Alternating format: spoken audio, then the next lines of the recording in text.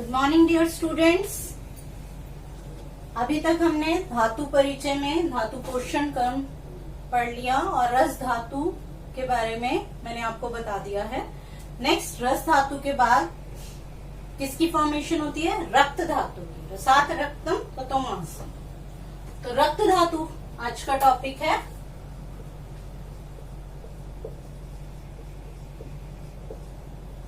रक्त धातु। रक्त धातु की निरुक्ति की बात करें, रक्त धातु क्या है? जब मैंने रस धातु आपको बताया था तो तभी मैंने बताया था कि जो प्लाज्मा, लिम्फ और interstitial fluid and intracellular fluid, ये सारा जो है फ्लूइड जो है वो रस धातु है। इसके अंदर जो आरबीसीज, जो सेल्स जो इसे कलर दे रहे हैं हीमोग्लोबिन की वजह से, जो कलर है ब्लड का, दैट इज द रक्त धातु। तो निरुक्ति में बताया गया रक्त धातु से बना है।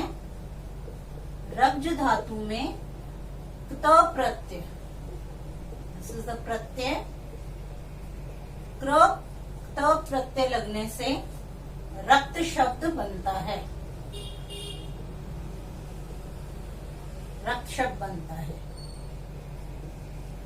अब रक्त का मतलब क्या हुआ? रक्त का मतलब होता है राग या कलर, यानी रक्त धातु ऐसी है जिसमें कलर है। रस धातु में मैंने आपको बताया था कि कलरलेस है, जल महाभूत से उत्पन्न होती है। रक्त धातु में राग रहता है, कलर रहता है, इसलिए इसे रक्त धातु कहा जाता है। कलर भी कौन सा? रेड कलर रहता है।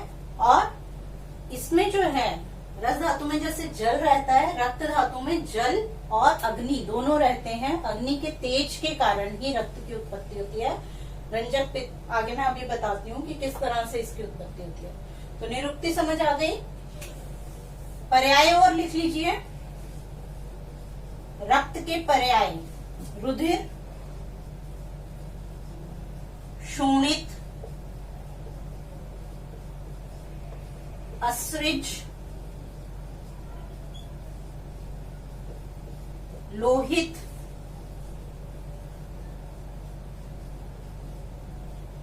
और शतज भी कहते हैं इसे।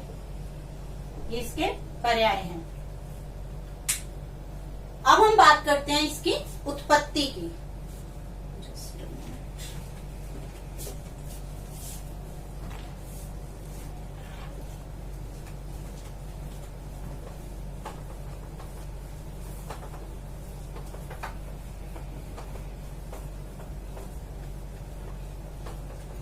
रक्त धातु की उत्पत्ति कैसे होती है?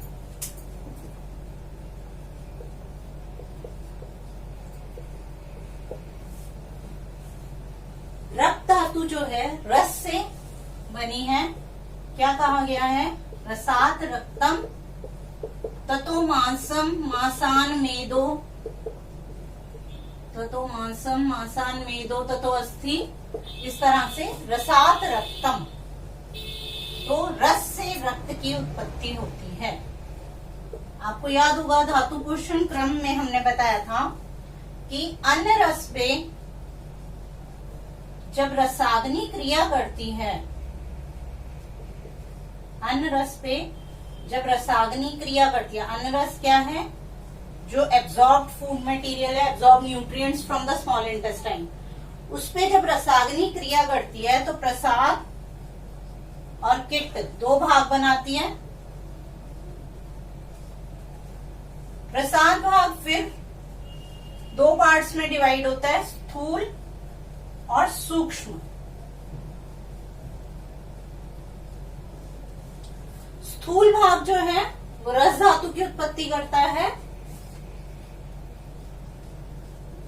और सूक्ष्म भाग किट इसका क्या है? कफ, मल रूपी कफ, नॉट द कफ दोष, दिस इज मल रूपी कफ, म्यूकस। सूक्ष्म जो है वो फर्दर दो भागों में डिवाइड होता है। एक तो उपधातु बनाता है। रस धातु की उपधातु कौन सी हुई? स्तन्य और आर्तव।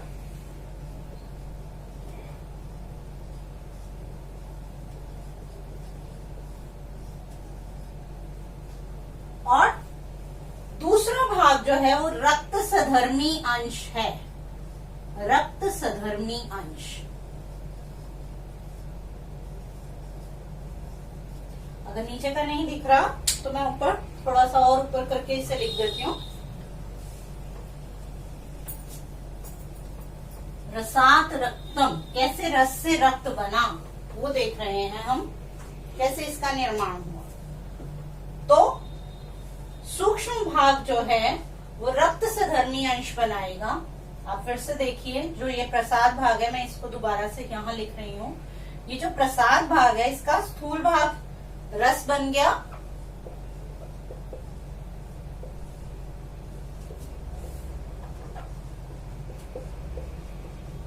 और जो सूक्ष्म भाग है वो फर्दर दो पार्ट्स में डिवाइड हुआ। सूक्ष्म भाग एक ने उपधातु बना दी, स्तन्य और आर्तक, और दूसरे भाग ने रक्त सधर्मी अंश का मतलब कि प्लाज्मा में कुछ ऐसी चीजें पड़ी हैं। जब ये अन्नरस एब्जॉर्ब हुआ, अन्नरस एब्जॉर्ब होके जो है उसके अंदर न्यूट्रिएंट्स में कुछ इस तरह की चीजें हैं। फॉर एग्जाम्पल आयरन है, कॉपर है, B12 है, विटामिन B12, जिसे कि हम एक्सट्रिंसिक कैसल्स फैक्टर कहते हैं।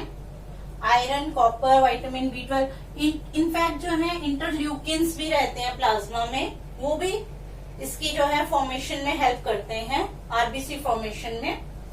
तो ये सब जो है रक्त सधर्मी अंश, इसके ऊपर फिर रक्ताग्नि अपनी क्रिया करती है।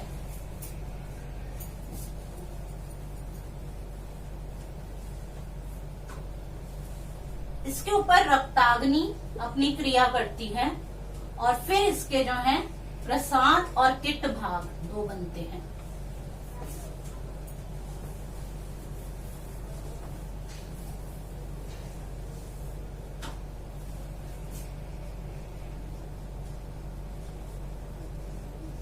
किट भाग पित्त है, ये भी दोष रूपी पित्त नहीं है बल्कि मल रूपी पित्त है। मल रूपी पित्त क्या होता है? बाइल पिगमेंट्स हैं।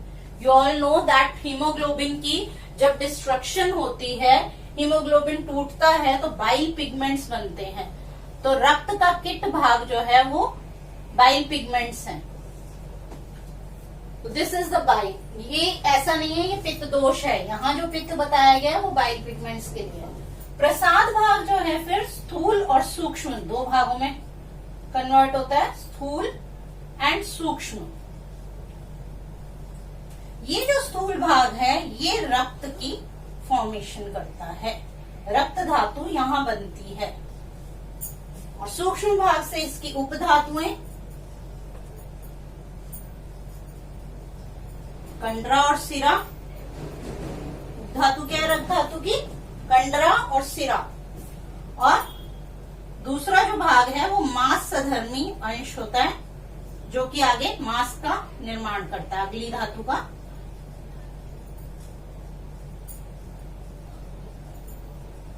यानी कि कुछ ऐसी चीजें जो कि मसल टिश्यू को बनाती हैं।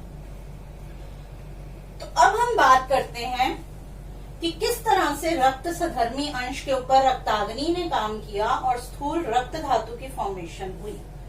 दूसरा उत्पत्ति क्रम में जो है ये भी बताया गया आपको, जो है पित्त में, रंजक पित्त में हमने बताया था कि रंजक पित्त जो होती है वो अमाशय आश्रयम बताया वाग्भट ने।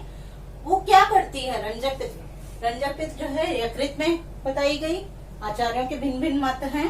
तो वो क्या करती है? रंजक पित्त एक्चुअली इंट्रिंसिक कैसल्स फैक्टर है, जो विटामिन B12 की एब्जॉर्प्शन में हेल्प कर रहा है, एक्सट्रिंसिक फैक्टर की एब्जॉर्प्शन में हेल्प कर रहा है। और ये जो है ये फिर कहां से सीक्रेट होता है?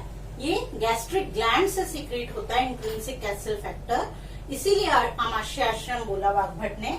और फिर वो जो है लीवर में चला जाता है। लीवर में जाने के बाद वो जो है इसकी फॉर्मेशन में, जब ये एब्जॉर्ब हो गया B12, तो vitamin B12 is necessary for the formation of, for the maturation of RBCs, not formation but maturation of the RBC. उसमें डीएनए बनाने में हेल्प करता है। डीएनए जब आरबीसी के इरिथ्रोपोइसिस में आपने देखा होगा, इरिथ्रोपोइसिस के टाइम में जो है नॉर्मोब्लास्ट और रेटिकुलोसाइट्स जब बन रहे हैं, उसके बाद हीमोग्लोबिन, इस टाइम पे जब हीमोग्लोबिन इंटरमीडिएट स्टेज में बन जाता है तो वो एट लास्ट इरिथ्रोसाइट्स बनाते हैं। तो उस टाइम पे विटामिन B12 की जरूरत होती है आरबीसी के डीएनए प्रोडक्शन के लिए। और विटामिन B12 की एब्जॉर्प्शन कौन करवा रहा है? हमारी बॉडी के अंदर रहने वाला इंट्रिंसिक कैसल फैक्टर एक होता है, वो करवाता है। अगर उसकी कमी हो जाए, कुछ ऑटो इम्यून डिजीजेस हैं जिसमें इंट्रिंसिक कैसल फैक्टर की डेफिशिएंसी हो जाती है, उसकी वजह से B12 जो है वो एब्जॉर्ब नहीं हो पाता है।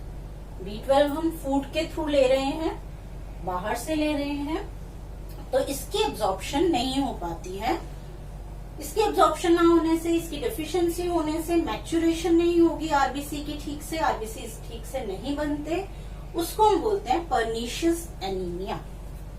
ठीक है, तो अभी हम बात कर रहे थे कि रंजक पित्त कैसे रिक्वायर्ड है। तो मैंने बताया रंजक पित्त जो कि हम इंट्रिंसिक कैसल फैक्टर से लेते हैं, तो इंट्रिंसिक कैसल फैक्टर जो है वो जरूरी है, रक्त सधर्मी अंशों को एब्जॉर्ब करवा रहा है। ठीक, अब रक्ताग्नि क्या है फिर? ठीक क्या है? व्हाट इज दिस रक्ताग्नि? ठीक है, ये एब्जॉर्ब हो गया, आरबीसीज बन रहे हैं। अब जो है कलर भी तो देना है, कलर आएगा। होता क्या है, हीमोग्लोबिन की प्रोडक्शन होती है तो कलर आता है आरबीसी में।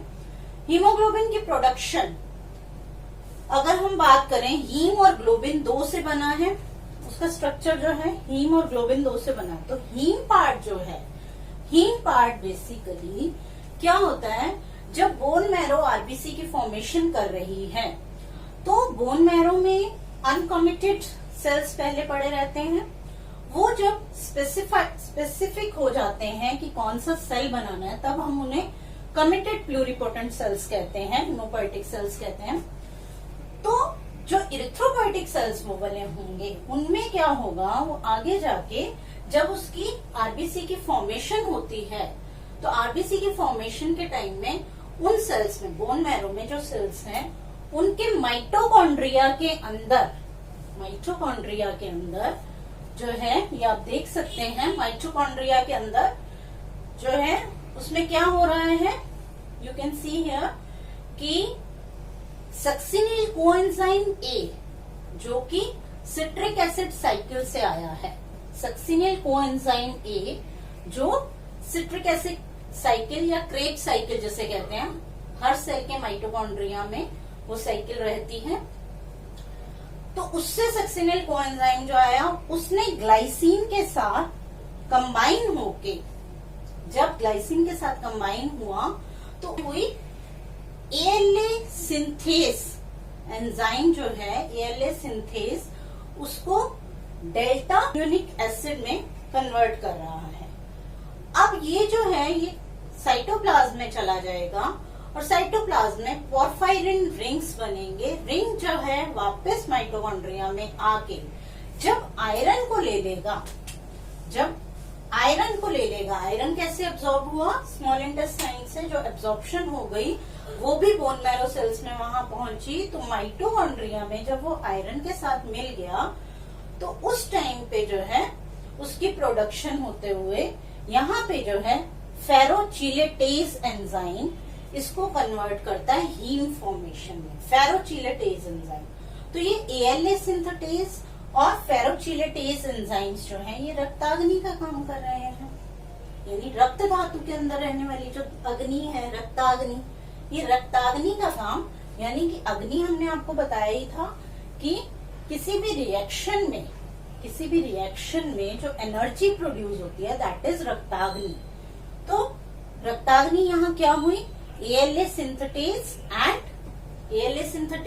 एंड साथ में उसी के साथ आपको हमने बताया कि फेरोचिलेटेज, ये एंजाइम्स जो है ये रक्ताग्नि है। This is extrinsic Castle's factor, ये सारे रक्त सधर्मी अंश हैं। और रंजक पित्त क्या है, वो इंट्रिंसिक कैसल फैक्टर है। तो यहाँ हमने क्लियर किया आपको